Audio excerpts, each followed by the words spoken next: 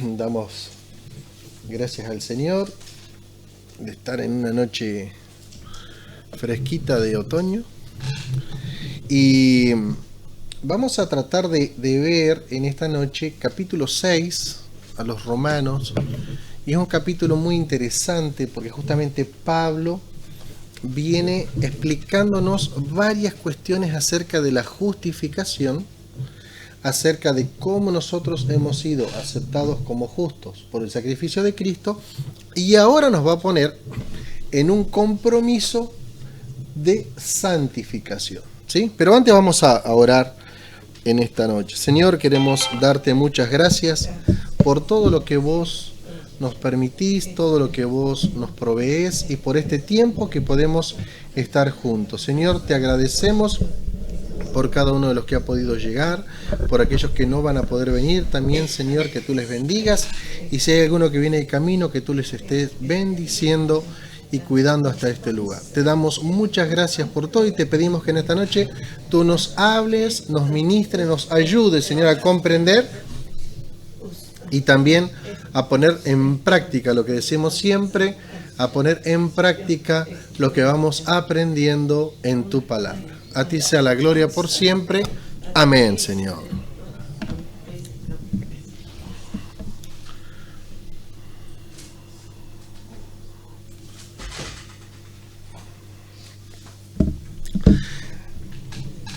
El apóstol Pablo entonces en este capítulo 6 va a comenzar a hablar de la santificación. El capítulo 6 va a enfocarnos en esto, una forma correcta. El capítulo 7 nos va a enfocar en una forma incorrecta. Y el capítulo 8 nos va a enfocar en cómo el Espíritu nos ayuda para poder alcanzar esta santificación. Ahora, ¿qué significa la palabra santidad o santificación? ¿Qué creen ustedes que significa? ¿Qué es lo que saben? ¿Qué conocen con respecto a esta palabra? Apartarse. Esa es una de las definiciones. ¿Qué más? Vivir una vida recta delante del Señor, no apartarnos, no cometer pecados, limpiarnos cada día más, no estar limpios delante del Señor. Ajá, el pensamiento. Limpieza, bien. ¿Qué más? Vivir sin pecado. Consagrar para algo. Consagrar para algo. Ajá. ¿Qué más? ¿Qué más se les ocurre?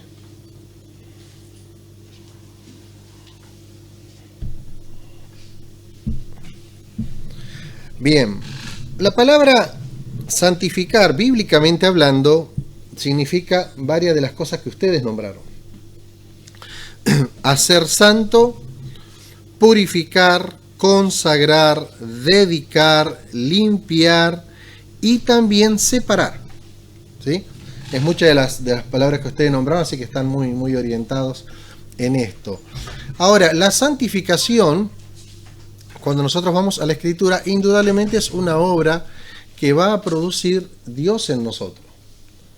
Es muy difícil que nosotros pudiésemos lograr la santidad. No tenemos forma, no tenemos herramientas, elementos pero sí hay algo que es fundamental, y es que nosotros tenemos que poner justamente la voluntad. Una vez que nosotros conocemos lo que Dios quiere y espera, nosotros tenemos que poner la voluntad. Y justamente Pablo va a enfocar en este capítulo 6 a los Romanos, va a enfocar 4 aspectos que tienen que ver con respecto a este trabajo de la santidad en nuestras vidas. Y vamos a leer algunos versículos. Vamos a leer la primera parte, que tiene que ver con los primeros 11 versículos de Romanos 6. Probablemente vayamos a ir tocando otras versiones para que nos expliquen un poquito mejor qué es lo que Pablo quiere explicarnos en este capítulo. Y leemos de la versión Reina Valera del 60 y dice: ¿qué pues diremos? ¿Perseveraremos en el pecado para que la gracia abunde? En ninguna manera. Porque los que hemos muerto al pecado, ¿cómo viviremos aún en él? ¿O no sabéis que todos los que hemos sido bautizados en Cristo Jesús, hemos sido bautizados en su muerte? Porque somos sepultados juntamente con él para muerte por el bautismo, a fin de que como Cristo resucitó de los muertos por la gloria del Padre, así también nosotros andemos en vida nueva. Porque si fuimos plantados juntamente con él en la semejanza de su muerte, así también lo seremos en la de su resurrección, sabiendo esto, que nuestro viejo hombre fue crucificado juntamente con él, para que el cuerpo del pecado sea destruido, a fin de que no sirvamos más al pecado. Porque el que ha muerto,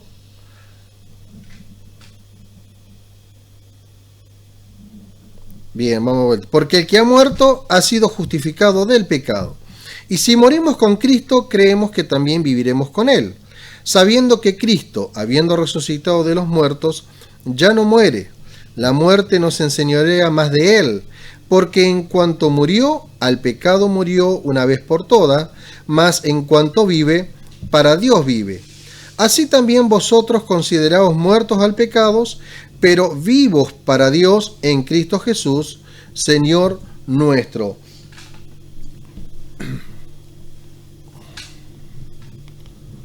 Aquí Pablo va a enfocar que el que murió al pecado no puede seguir viviendo en el pecado. Ahora es interesante porque él va a arrancar justamente, ¿qué pues diremos? O sea, todo lo que él viene explicándonos en los capítulos anteriores acerca de la justificación, ¿qué pues diremos? Que porque la ley no existe más en ese sentido de la condenación, que ahora somos justificados por gracia. Entonces, ¿qué decimos a esto? ¿Que vamos a perseverar en el pecado? ¿Para qué? Para que la gracia sobreabunde, porque esto va a terminar diciendo el capítulo anterior, que cuando abundó el pecado, ¿qué pasó? Sobreabundó la gracia. Entonces, ¿qué hacemos? ¿Seguimos pecando? ¿Qué decimos a esto? ¿Seguimos pecando? ¿Seguimos perseverando en el pecado? Y acá hay algo que nosotros tenemos que entender, y es que el que murió para el pecado no puede vivir en el pecado. Algo que Pablo va a tratar de explicar acá es que o morimos o no morimos. La cuestión está así. Acá no estamos hablando si pecamos en algún momento o no, que esto lo vamos a ver más adelante. Pero Pablo está hablando acá de la práctica continua del pecar. Nosotros hemos muerto a eso porque ahora anhelamos vivir una vida consagrada a Dios, o nos deleitamos en el pecado igual que si no conociéramos a Dios. Él está haciendo esta pregunta específicamente, ¿cuál es nuestra decisión? ¿Qué decimos con respecto a esto? ¿Cuál es nuestra conducta de perseverancia? Esto es lo que él va a tratar de hacernos recapacitar en este primer versículo. Versículo 1 y 2, yo quiero leerles en la versión de la Nueva Traducción Viviente, que tiene un poquito más claro el lenguaje. Dice, ahora bien, ¿deberíamos seguir pecando para que Dios nos muestre más y más su gracia maravillosa? Por supuesto que no. Nosotros hemos muerto al pecado. Entonces, ¿cómo es posible? Se pregunta, que sigamos viviendo en el pecado. Acá hay algo que Pablo va a poner de manifiesto, y es que es una obra de Dios, pero también debe ser una intención nuestra. ¿Por qué? Porque hay muchos que simplemente depositan en Dios el que Dios te va a sacar esto, Dios te va a sacar lo otro, me va a sacar el vicio, me va a sacar tales deseos, me va a sacar tales cosas, ¿no? Siempre poniéndole la responsabilidad a Dios. Y claro que Dios hace obra en nosotros, porque nosotros en nuestra propia carne no podemos perseverar sin pecar. Ahora, es interesante que cuando vamos al capítulo 4 del libro a los Efesios, justamente el apóstol Pablo le habla allí a los Efesios, y una de las cosas que Pablo va a hacer es poner la responsabilidad en los lectores de esta carta. Vamos a ir al capítulo 4 de Efesios para ver algunas cuestiones que nos pueden servir en esta hora.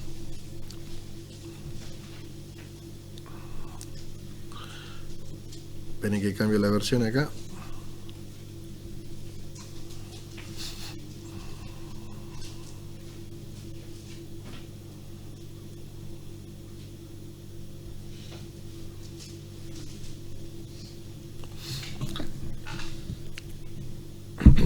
Vamos a leer a partir del versículo 20. Pablo viene dando allí alguna serie de enseñanzas y directivas y explicaciones doctrinales. Y dice: mas vosotros no habéis aprendido así a Cristo, si en verdad le habéis oído y habéis sido enseñados por él conforme a la verdad que está en Jesús. En cuanto a la pasada manera de vivir, despojaos del viejo hombre que está viciado conforme a los deseos engañosos, y renovaos en el espíritu de vuestra mente, y vestíos del nuevo hombre, creado según Dios en la justicia y santidad de la verdad. Hasta acá. Fíjense cuántas veces va a aparecer la orden de que nosotros tenemos que hacer los cambios. En cuanto a la pasada manera de vivir, versículo 22, despojaos. ¿A quién le está diciendo? Acá dice: ¿Dios te va a despojar de la vieja manera de vivir? No. Despójense ustedes de la vieja manera de vivir. Desvístanse de esa clase de vida que a Dios no le agrada. Pero también dice: vístanse del nuevo hombre, o sea, de la nueva vestidura. Vístanse con esta nueva vestidura. ¿En quién está poniendo Pablo aquí la responsabilidad? ¿En Dios o en sus hijos? Entonces, indudablemente que hay cosas que Dios quiere hacer en nosotros y nos va a dar la fuerza y nos va a dar el poder para poder lograrlas. Pero la decisión de despojarnos y la decisión de vestirnos de la nueva vestidura no corresponde a Dios, corresponde a nosotros.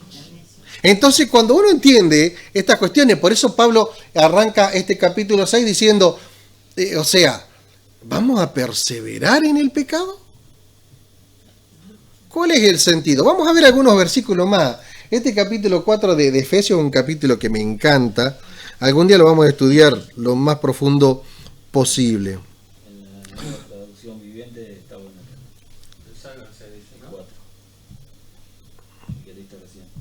¿El 22? Sí. Desháganse de su vieja naturaleza pecaminosa y de su antigua manera de vivir, que está corrompida por la sensualidad y el engaño. Y en cambio dejen que el Espíritu les renueve los pensamientos y las actitudes. Pónganse la nueva naturaleza creada para ser a la semejanza de Dios, quien es verdaderamente santo y justo. Vamos a seguir leyendo en esta versión. Está bien clarita la nueva traducción viviente. Versículo 25 en adelante. Así que, dejen de decir mentiras. Digamos siempre la verdad a todos, porque nosotros somos miembros de un mismo cuerpo. Además, no pequen al dejar que el enojo los controle. No permitan que el sol se ponga mientras siguen enojados, porque el enojo da lugar al diablo. O sea, pone en nosotros la responsabilidad de decidir cambiar. Yo pongo un ejemplo muy sencillo a veces, ¿no? Las personas que logran justamente hacer dieta, las personas que tienen éxito y que bajan muchos kilos, no les pueden coser la boca Les pueden achicar el estómago, le pueden hacer un bypass gástrico, le poner un balón, qué sé yo, un montón de situaciones. Pero nadie los durmió, los llevó a un quirófano y les hizo todo eso. No, tuvo que existir en ellos la voluntad. Nadie te lleva al gimnasio para que vos hagas ejercicio y vivas una vida más sana. Tenés que ir vos al gimnasio. Tenés que vos hacer ejercicio. Tenés que vos decidir vivir una vida sana. Vos podés vivir en paz, pero tenés que evitar los conflictos, tenés que evitar los momentos difíciles, tenés que evitar las amistades difíciles y los parientes difíciles lo más que se pueda. No todo se pueden evitar, pero bueno, todo lo que se pueda evitar, hay que evitarlo, Coto, ¿no es cierto? Sí.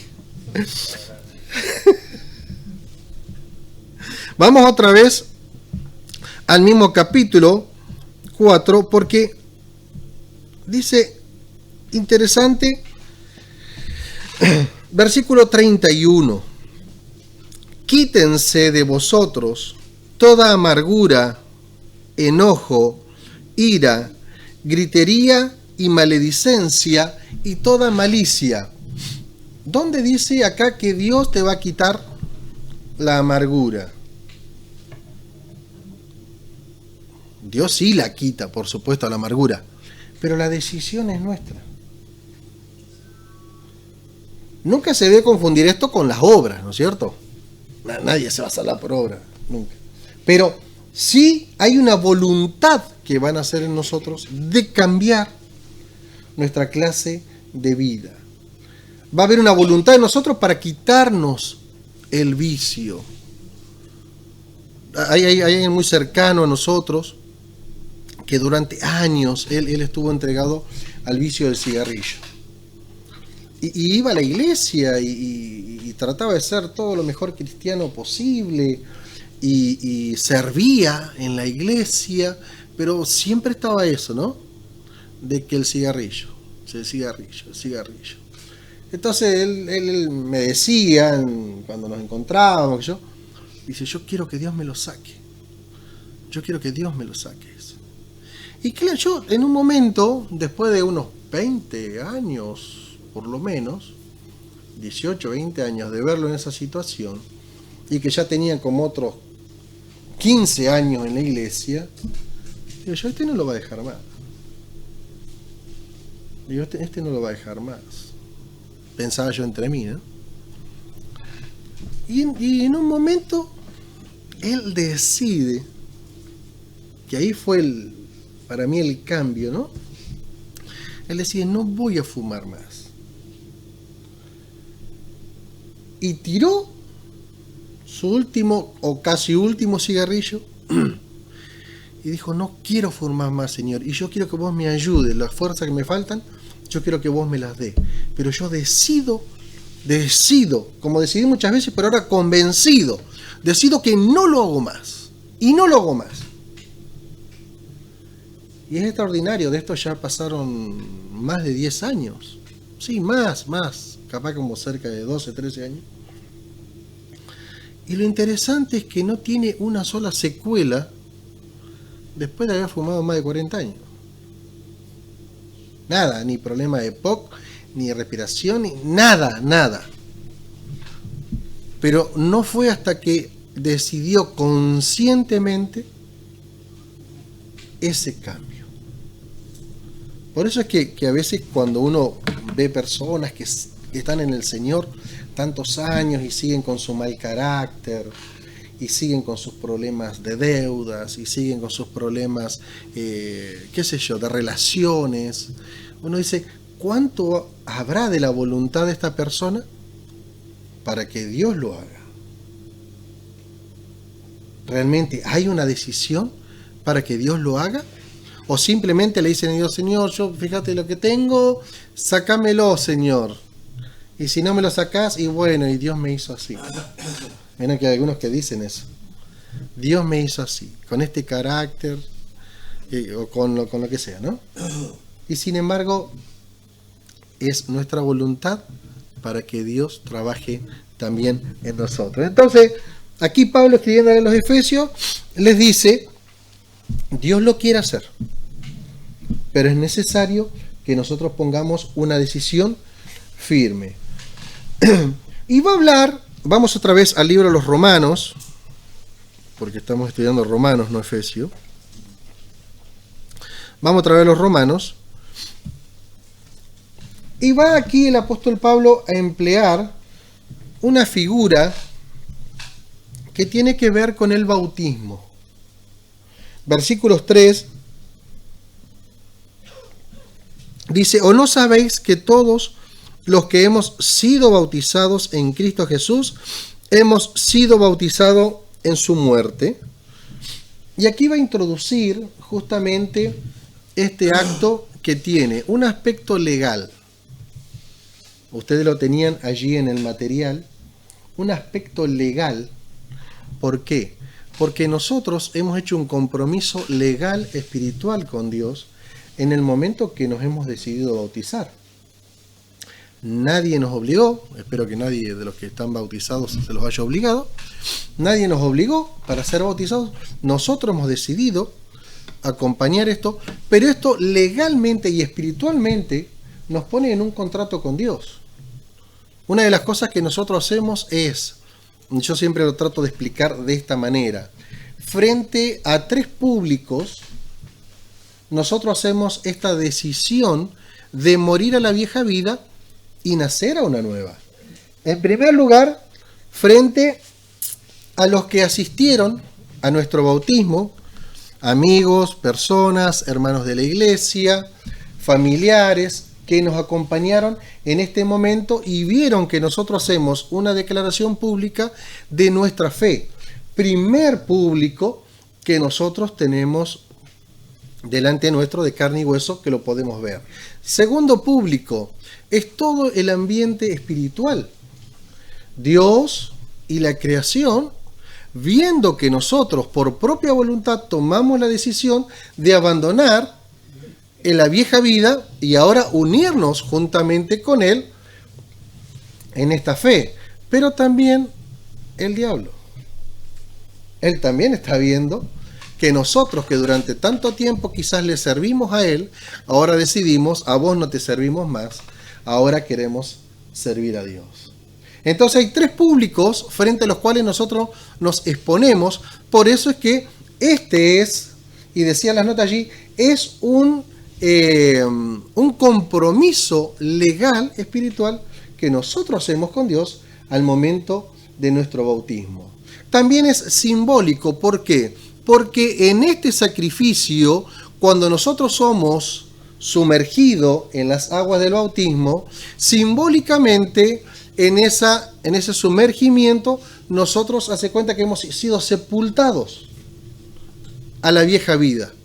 Y cuando salimos de este acto simbólico del bautismo del agua, nosotros estamos saliendo a una nueva vida en el simbolismo mismo que Cristo resucitó de los muertos. Por eso justamente aquí en el capítulo 6 va a decir él que la muerte no se enseñorea más de él.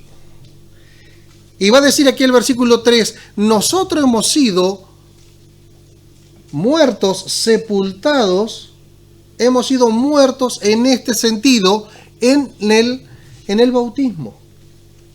Entonces, si nosotros hemos sido muertos justamente al pecado, ¿cómo es que éste se enseñorea de nosotros?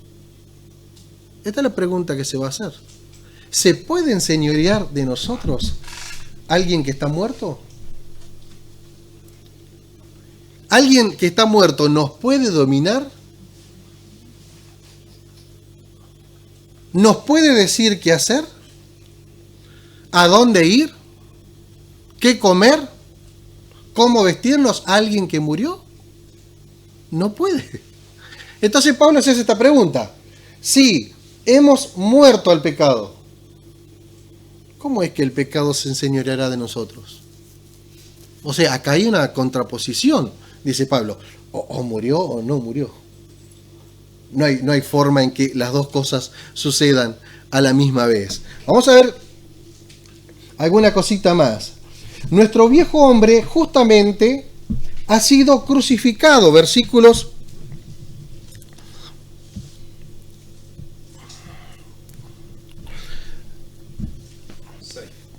6. Sabiendo esto, que nuestro viejo hombre fue crucificado juntamente con él, para que el cuerpo del pecado sea destruido, a fin de que no sirvamos más al pecado. Van a aparecer 3 o 4 imágenes aquí. Por un lado va a aparecer el bautismo. Versículo 5. Va a aparecer, versículo 4, la resurrección de Cristo, que también es la resurrección a una vida nueva nuestra. Justamente el final del versículo 4 va a decir esto: Cristo resucitó de los muertos por la gloria del Padre, así también nosotros andemos, ¿en qué? En una vida nueva. Es increíble la cantidad de desafíos y de ejemplos que Él nos va a poner en estos primeros versículos del capítulo 6. Por un lado va a decir, nosotros hemos sido muertos en la sepultura, en el simbolismo del bautismo, pero también hemos sido crucificados, nuestra carne fue crucificada, y también hemos resucitado para vivir una vida nueva, pero también una vida plena. Vamos a ver algunas cositas. Este capítulo me encanta,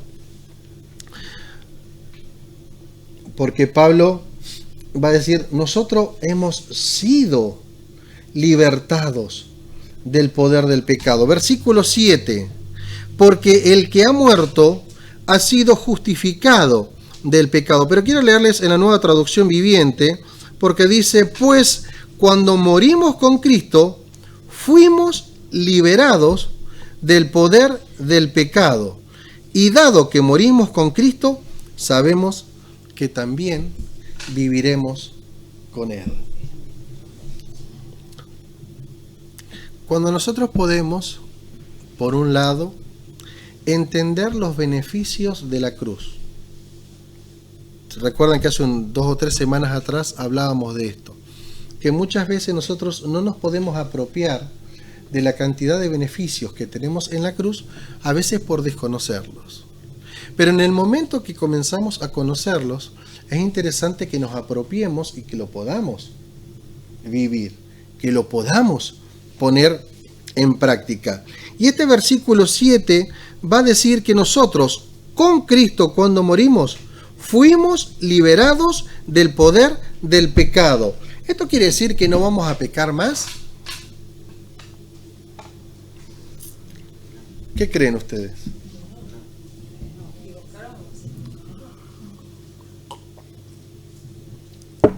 ¿La equivocación cuenta como pecado?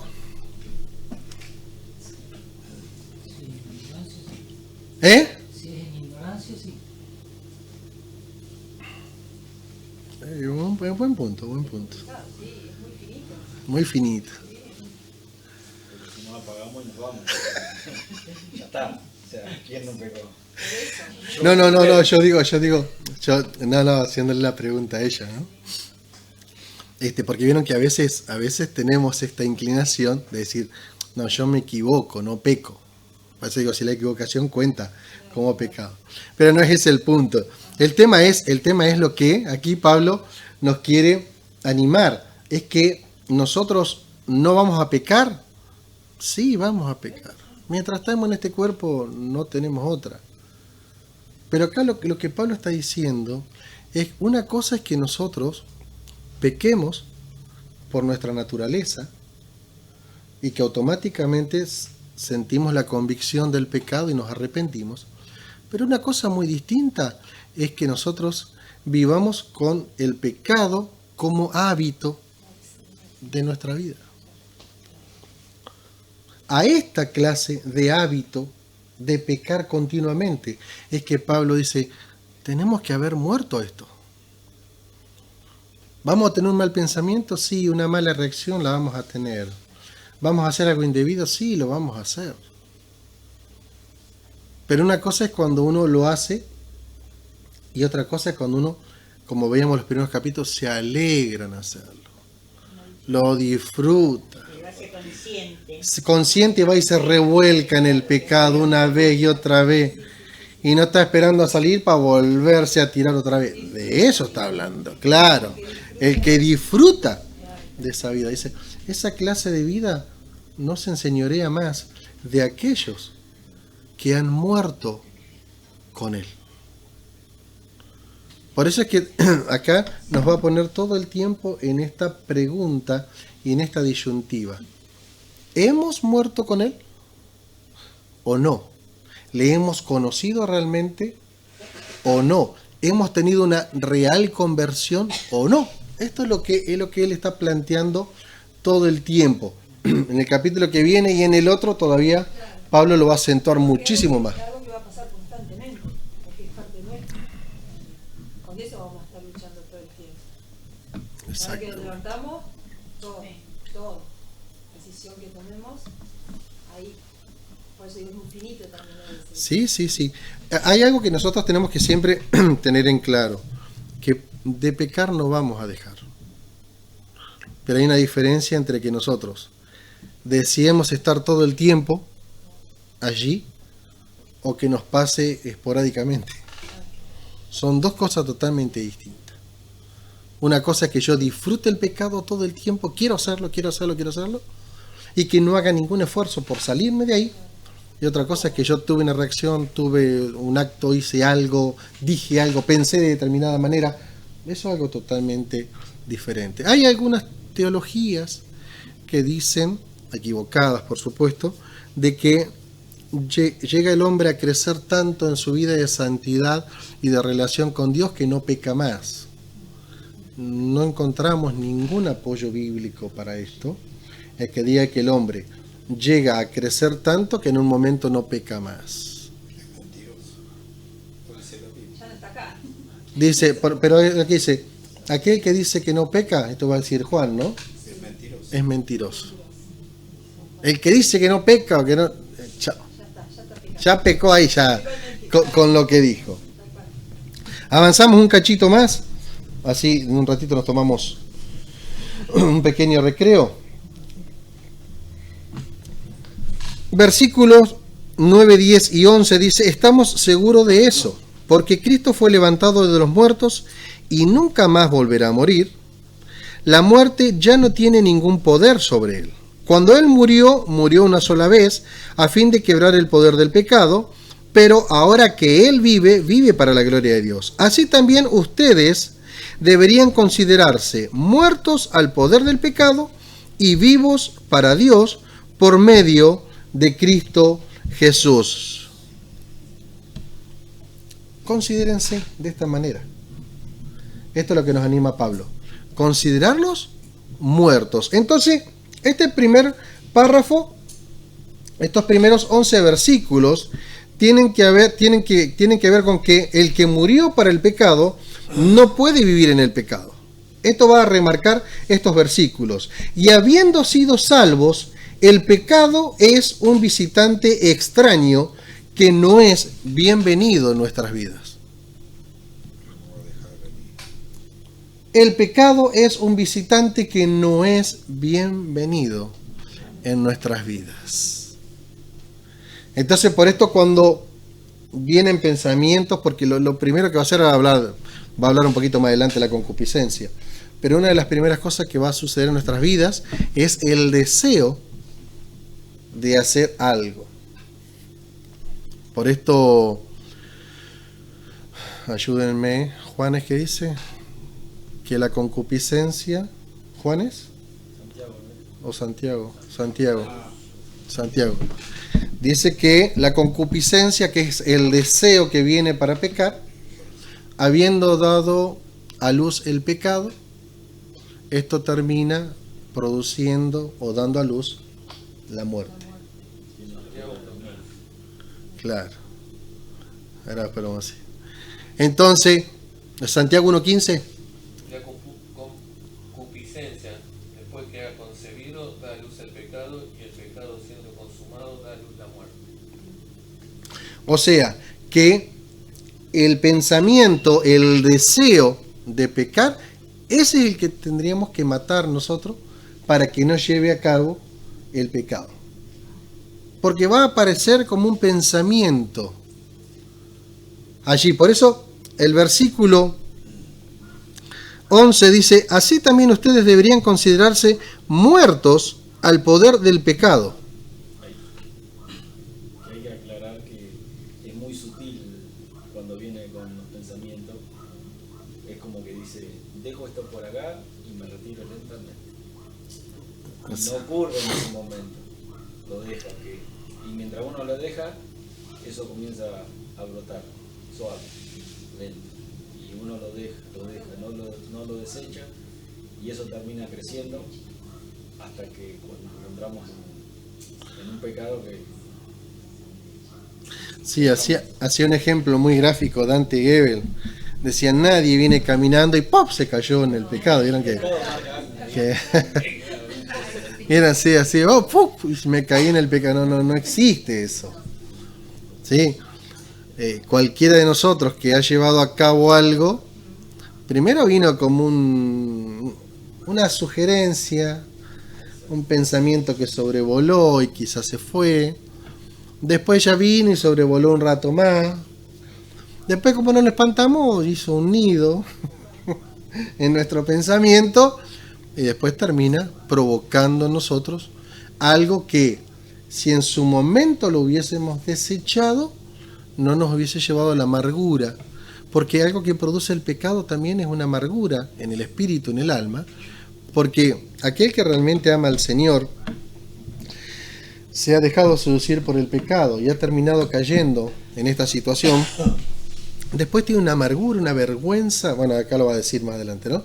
Una vergüenza de arrimarse a Dios, porque ¿con qué cara? Si ya todo el tiempo del proceso de la tentación, nosotros tuvimos la advertencia de que eso era malo.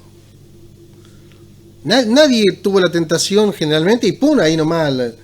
No, esto fue algo que se fue gestando, trabajando, y todo este tiempo, indudablemente, el Espíritu Santo nos ha ido advirtiendo de que eso estaba mal, de que estaba mal,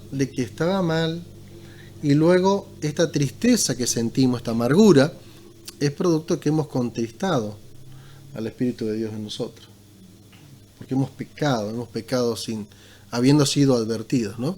Entonces, vemos versículos 12 al versículo 17. El apóstol Pablo va a explicar aquí que el pecado ya no reina en la vida de quienes sirven con fidelidad y viven por la gracia. Dicen versículos 12 al 17. No reine pues el pecado en vuestro cuerpo mortal, de modo que lo obedezcáis en sus concupiscencias.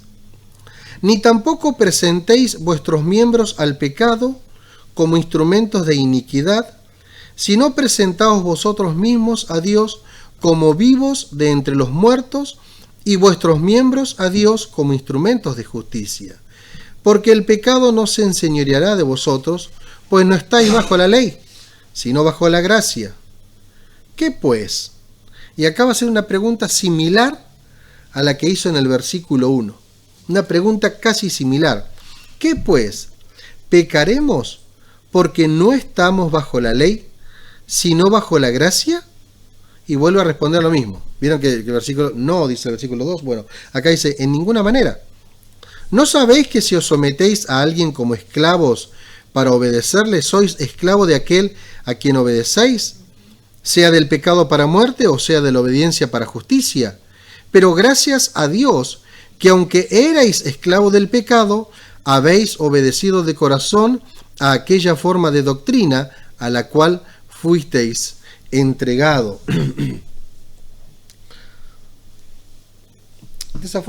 Desafortunadamente decíamos que seguimos siendo pecadores. Y desgraciadamente cometemos algún pecado. Y esto es algo que nos hace volver a Dios todo el tiempo para arrepentirnos. Todo el tiempo. En cuanto nos damos cuenta, aquel que tiene temor del Señor se va a volver en arrepentimiento. Señor, perdóname. ¿No? Teníamos como ejemplo hace unos días atrás lo que David siente cuando su pecado le es declarado por Natán. Y a veces pienso en ese párrafo, digo, ¿no se dio cuenta todo el tiempo de todas las cosas que fue haciendo? Pero hay una cosa clave en ese relato de la Biblia que dice: en el tiempo en el que los reyes salen a la guerra, David decidió quedarse en el palacio. O sea, una frasecita muy chiquita que nos hace pensar que cuando uno no está haciendo lo que Dios quiere que hagamos, probablemente seamos presos de alguna cosa que no debiéramos hacer.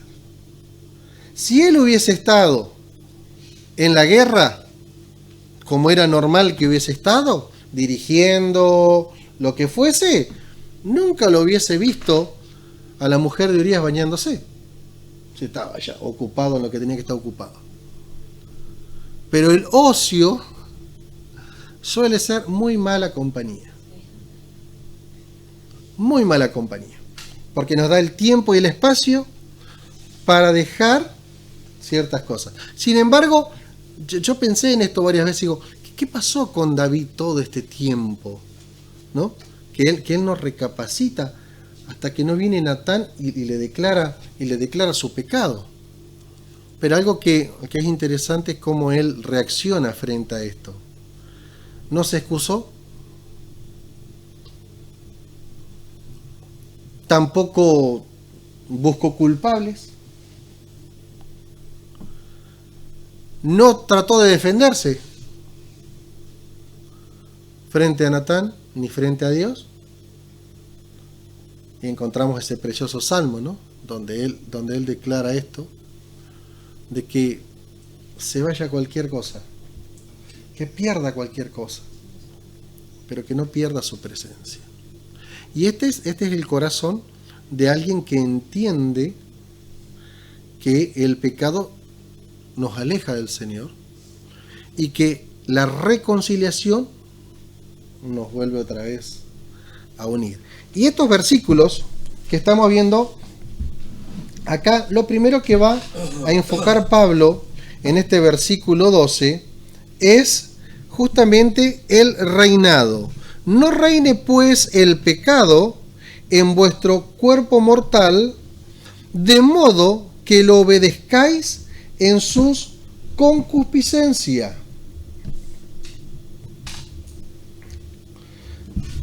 Este versículo tiene que ver con el tema del reinado.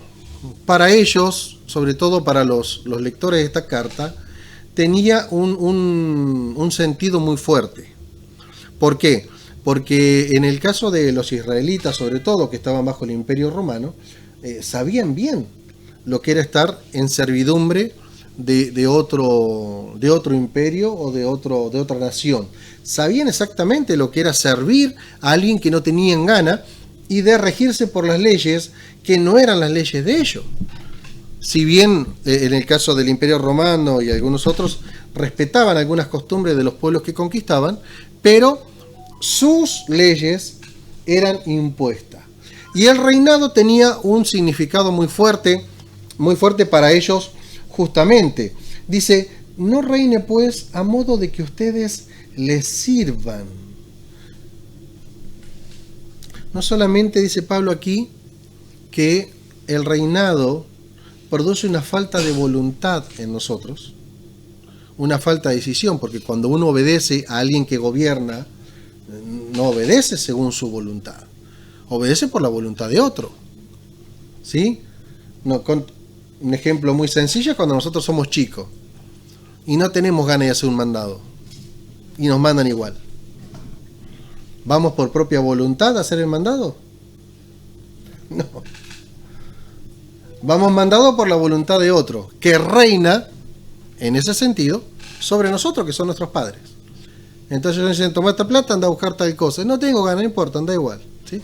Sin ganas, anda igual. ¿No es cierto? Y allá vamos sin ganas, arrastrando. En la época que íbamos con la bolsa. ¿Se acuerdan? Que nos mandaban con la bolsita a hacer los mandados. ¿Ya existía la bolsa en esa época? Sí. Sí. Y llevábamos la bolsa a la rastra. Y la traíamos a la rastra. Porque no queríamos hacer el mandado. Hoy, los chicos de hoy no saben lo que es eso, porque te dan la bolsita o le traen la mano. Pero dice Pablo, no reine, porque si ustedes se someten a esto, si ustedes se someten, y acá va a hablar del sometimiento voluntario. ¿Por qué?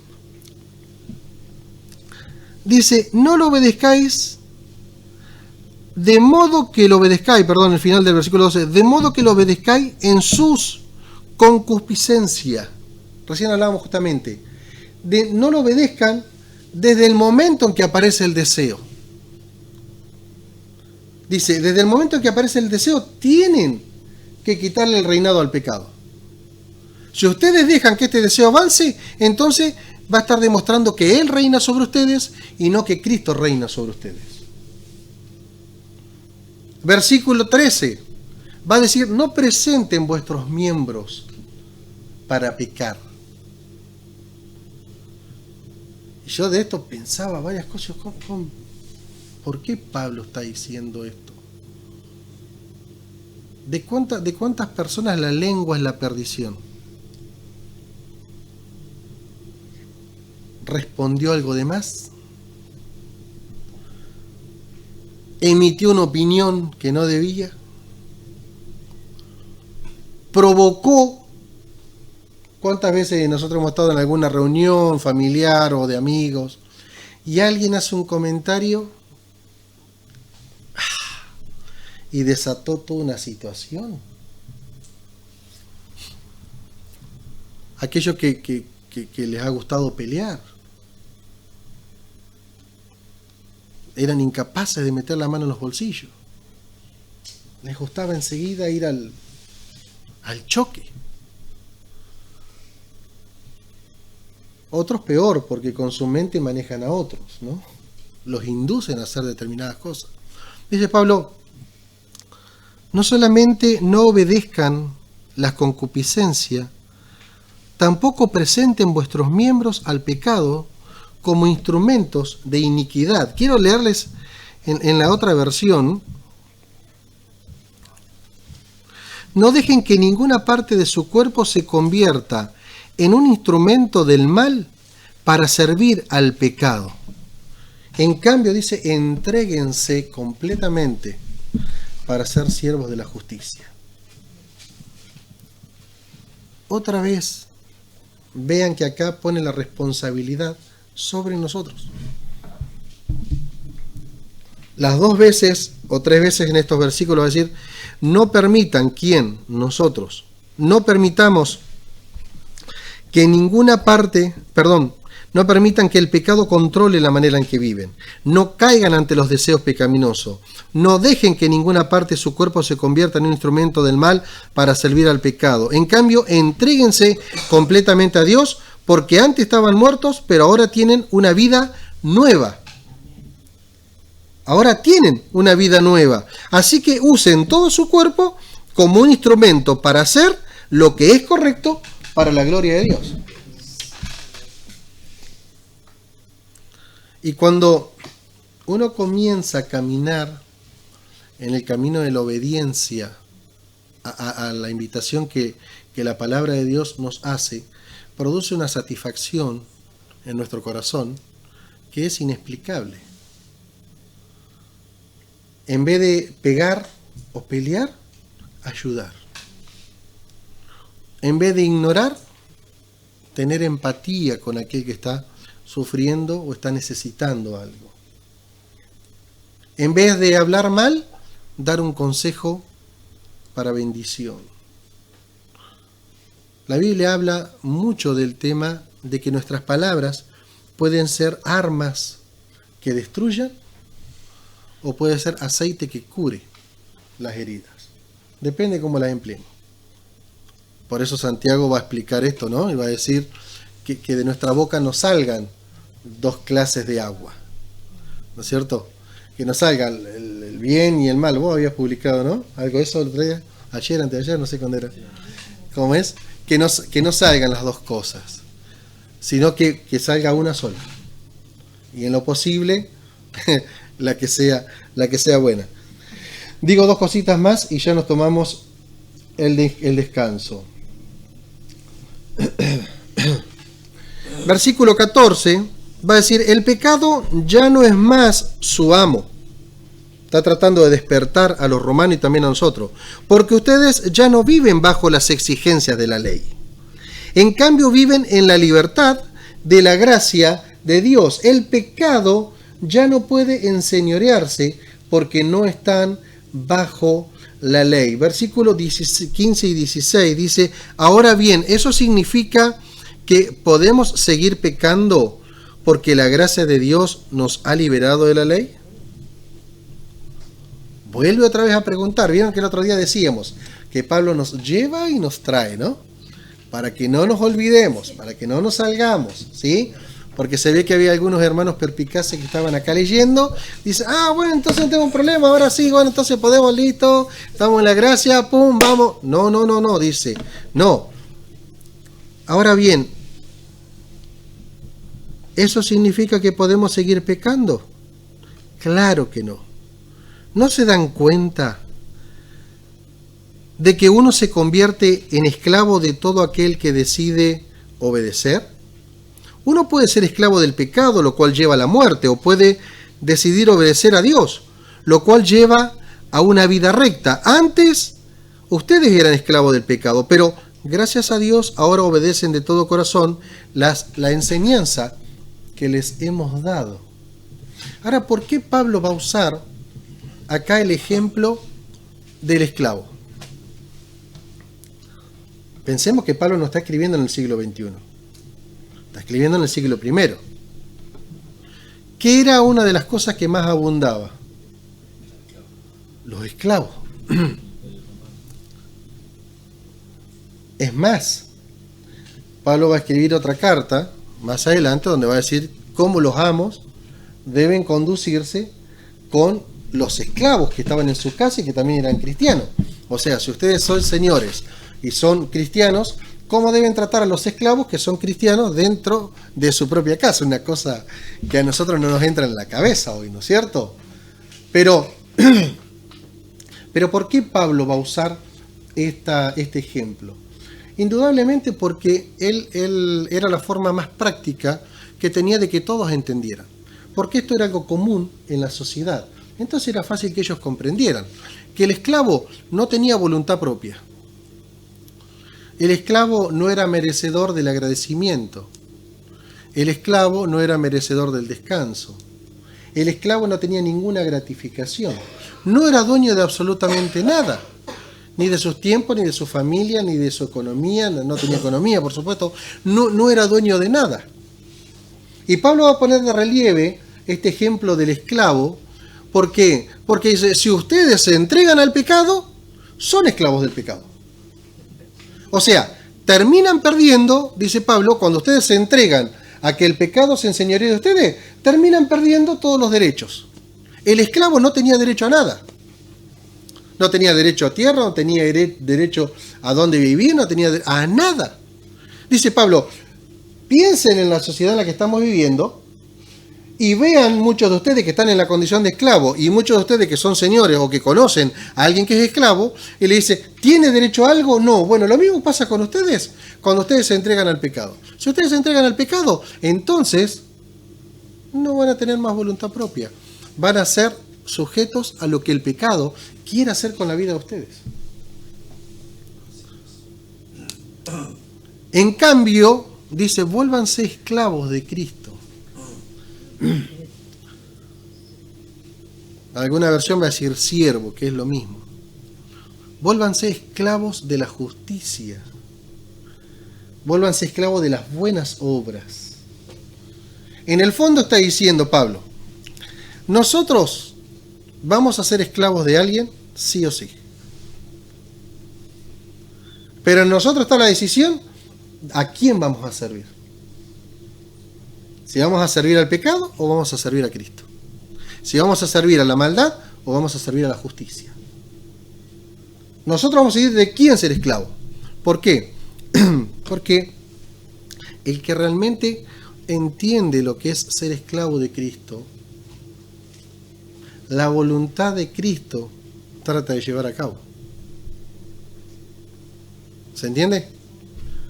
Así como el esclavo de la maldad no puede manejarlo, no tiene posibilidad, aquel que decide ser esclavo de Cristo, la voluntad de Cristo trata de llevar a cabo, cuando hemos entendido este concepto.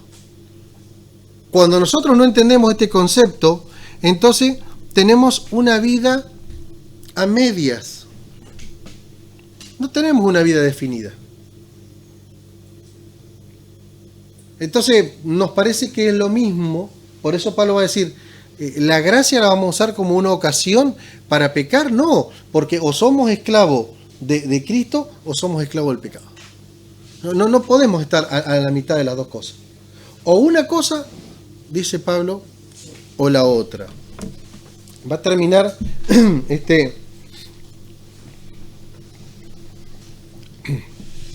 este versículo 17. No solamente pone de manifiesto el rol de la esclavitud, sino que pone de manifiesto lo doloroso que esto era para aquellos que estaban en esta condición.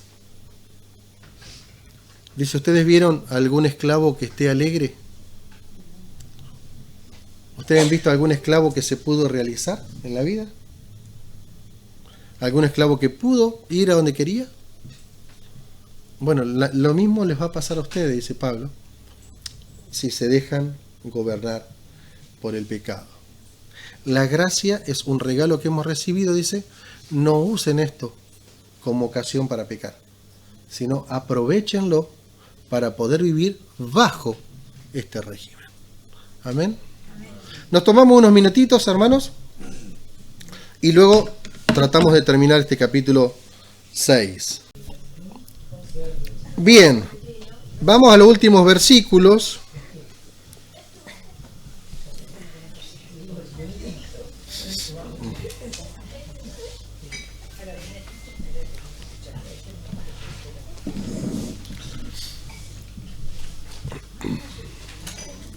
Y retomamos desde el versículo 18.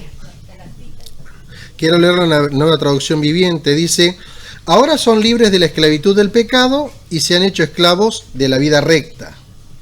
Uso la ilustración de la esclavitud para ayudarlos a entender todo esto, porque la naturaleza humana de ustedes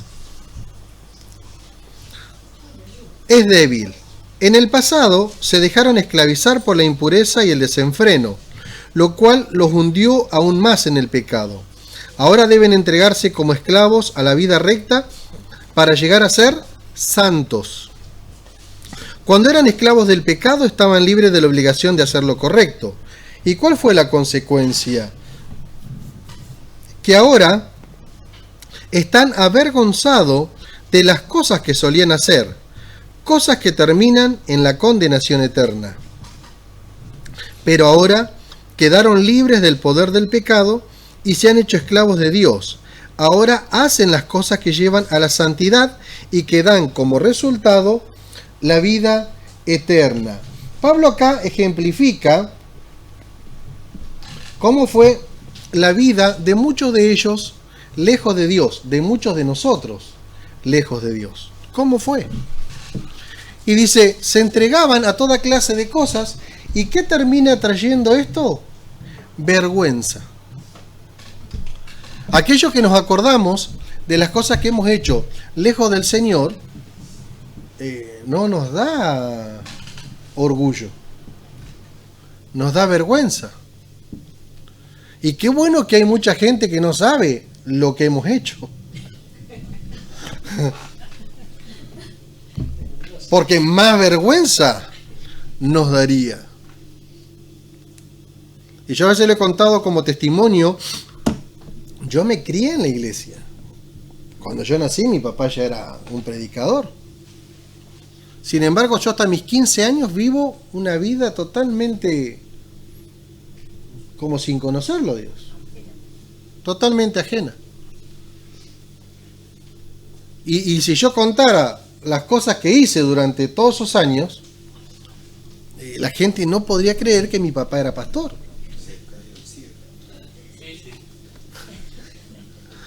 Porque uno, lejos de Dios, es justamente lo que Pablo acá explica. Uno lejos de Dios es esclavo del pecado, y el pecado lo que nos lleva es a avergonzarnos de las cosas que hemos hecho, lejos del gobierno de Dios. Ahora dice, cuando ustedes entienden esta bendición de la gracia, porque acá está el tema, ¿cómo la entienden? Dice, cuando ustedes entienden esta bendición de la gracia, que los lleva a una vida recta, va a decir esta versión, no solamente los lleva a una vida recta, esto los lleva a una vida de santidad y da como resultado la vida eterna. Mientras que recién leíamos que en Santiago 1:15 decía que la concupiscencia, habiendo dado a luz el pecado, termina dando como resultado la muerte, sobre todo la muerte espiritual. Dice, una vida de santidad nos lleva a vivir una vida recta, y esta vida recta nos lleva a alcanzar la vida eterna, agarrados de esta justicia. Por eso,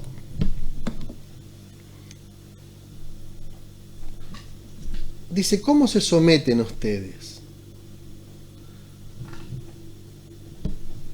Y otra vez va a poner nosotros el compromiso. ¿Cómo se someten ustedes? ¿A qué se someten? ¿De quién quieren ser esclavos?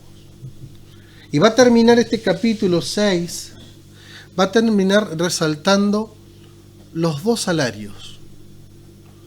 Justamente va a poner de relieve el apóstol Pablo los dos salarios o la paga de la clase de vida que nosotros queremos vivir. Versículo 23 dice, pues la paga del pecado es la muerte, pero el regalo que Dios da es la vida eterna por medio de Cristo Jesús, nuestro Señor. Yo me noté algunas cosas que me parecieron interesantes y las quiero compartir. El salario del pecado es la muerte, pero el don gratuito de Dios es la vida eterna. El pecado es un jefe déspota, o sea, un jefe que no tiene ningún tipo de miramiento, o sea, un jefe que no tiene ningún aprecio. Si lo servimos, Él nos dará un salario alto y enorme, la muerte. Justamente Pablo va a decir esto. La paga de vivir en pecado es la muerte. El don que Dios nos da de gracia es solo algo que Él nos puede dar. No lo podemos alcanzar tampoco por nuestros propios medios. Él es un Dios bondadoso, es un Dios amoroso. En esta vida, su regalo es lo mejor posible y es la promesa de que nosotros, si le obedecemos, heredaremos la vida eterna. Esto va a terminar diciendo el apóstol Pablo al final, más la dádiva, más el regalo de Dios para nosotros es la vida eterna. Somos libres del concepto que la ley debe ser obedecida para salvarse. Justamente en todo este capítulo va a explicar esto. No están más sujetos a la ley. O sea, no tienen que vivir bajo el precepto de la ley para poder ser salvos. Son salvos por gracia, pero ustedes decidan de quién son esclavos. Lo va a poner todo el tiempo arriba del tapete. En Cristo, la gracia es todo el tiempo ofrecida para quienes quieren ser salvos. La gracia es todo el tiempo ofrecida para quien quiere ser salvo en Cristo Jesús. Amén. Entonces, quiero terminar con la pregunta que Pablo nos va a hacer en el versículo 1. ¿Qué pues? ¿Seguiremos pecando? ¿Para qué? ¿Cuál es el sentido, el objetivo? ¿Cuál es el premio de esto? Que el Señor nos ayude para poder capitalizar esto en nuestras vidas. Amén. Oramos, ¿qué les parece? Y damos gracias al Señor. Señor, gracias porque tú nos permites, por medio de tu palabra, poder agarrarnos de este premio, poder agarrarnos de este beneficio, poder apropiarnos de esta promesa que tú nos hiciste. Señor, que podamos comprender que hemos muerto al pecado, que Él nos enseñorea más de nosotros, que nosotros le damos la autoridad o no para que Él gobierne nuestras vidas. Señor, y en esta noche entendemos que no debemos darle el gobierno de nuestras vidas, porque la paga del pecado termina siendo la muerte. Señor, queremos mostrarnos como esclavos tuyos, queremos mostrarnos como servidores de la gracia, porque esta nos hará heredar la vida eterna. No queremos ser esclavos del pecado, en el cual alcanzaremos la condenación eterna. Señor, te pedimos que en esta noche tú nos ayudes para poder crecer en la comprensión, pero también en la decisión de que los actos son nuestros, la decisión es nuestra, llevamos adelante nosotros la vida que anhelamos vivir delante de ti. Tú nos das lo que nos falta, tú provees lo que nosotros no podemos hacer, pero la decisión depende de nosotros. Y en esta noche pedimos que nos ayudes a decidirnos por vivir una vida en santidad, que te agrade y que glorifique tu nombre. A ti te damos la gloria y la honra por siempre, en el nombre de Jesús. Amén y amén.